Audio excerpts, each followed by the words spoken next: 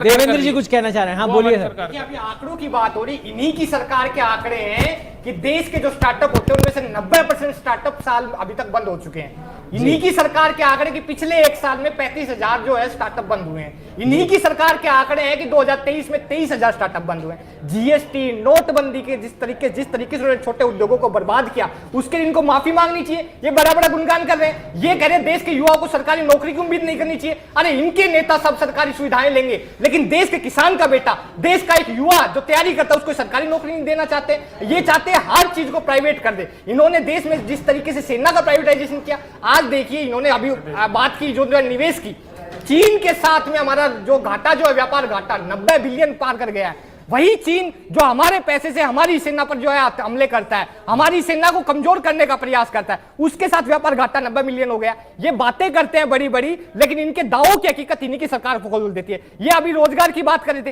रोजगार के आंकड़े पेश करना आरबीआई का काम नहीं है।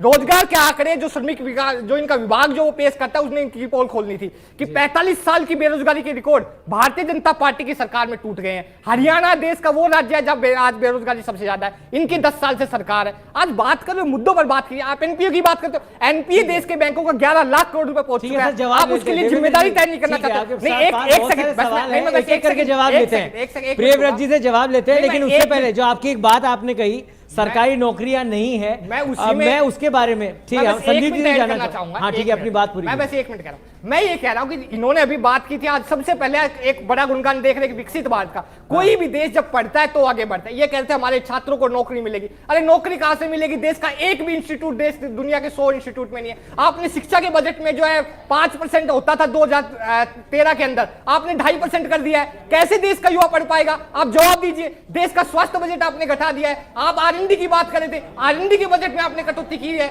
आप सेना के नाम पे वोट मांगते हैं, आपने देश के रक्षा बजट में कटौती कर दी है। अरे कहीं तो आप देश का भला करिए, देश को गुमराह मत करिए। एक एक सवाल का जवाब ले लेते हैं देवेंद्र जी। सवाल